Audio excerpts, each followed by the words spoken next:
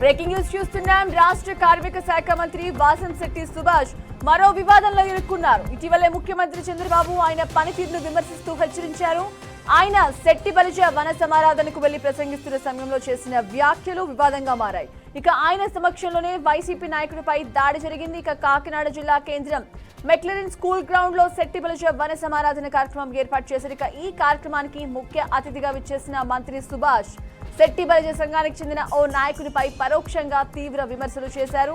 ఇక వైసీపీకి చెందిన రామచంద్రపురం మండల వైసీపీ అధ్యక్షుడు కట్టా సూర్యనారాయణ నువ్వు చేసిందేంటి అంటూ ప్రశ్నించారు. దీంతో మంత్రి అనితపై ఆగ్రహం వ్యక్తం చేశారు. ఇక ఈ క్రమంలోనే మంత్రి అనుచరులు అతడిపై దాడి చేశారు.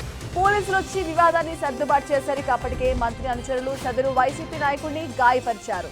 దీంతో వన సమారాధన కుల సమారాధనగా పార్టీల కుమ్ములాటగా మారిపోయింది.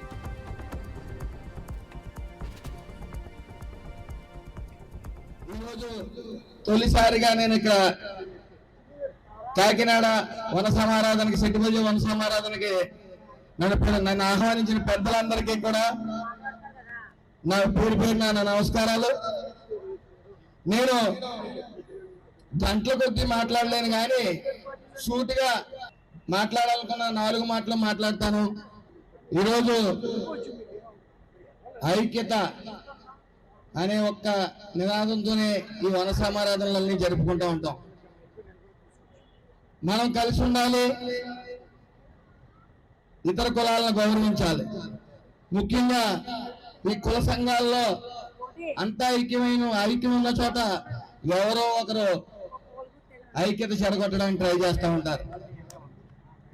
మరి వాళ్ళని గుర్తించాలి, మనం వాళ్ళని దూరం పెట్టాలి. అలాగే మరీ ముఖ్యంగా ఈ వేదిక సాక్షిగా ఒక విషయాన్ని చెప్పదలిచాను. రాజకీయాలని వస్తూ ఉంటాయి, వెళ్తూ ఉంటాయి. రాజకీయాల్లో ఇద్దరు శెట్టి బలిజలు పోటీ చేస్తున్నప్పుడు ఏ అయితే కుల సంఘాలు ఉన్నాయో ఆ కుల సంఘాలు నాయకులు ఖచ్చితంగా ఆ యొక్క ఎలక్షన్కి దూరంగా ఉండి ఎవరికి నచ్చిన ఓటాలు వేసుకునే విధంగా ఉండాలి తప్ప ఆ కుల సంఘ నాయకులు ఓ పార్టీ వైపు దూరి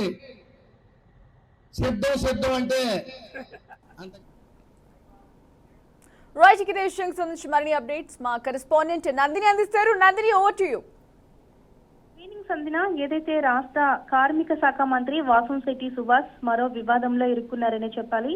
ఇటీవల కాలంలో ఎన్నికలకు ముందు 6 నెలల ముందు ఆయన వైసీపీ నుంచి టీడీపీకి వచ్చిన సంగతి తెలిసిందే. తర్వాత బీసీలకి రామచంద్రపురం కేటాయించడంతో ఆయన ఎమ్మెల్యే గెలుపొందారు. ఆయన ప్రత్యర్థిగా ఉన్న పిల్లి బోసు తనయుడు ఎవరైతే ఉన్నారో పిల్లి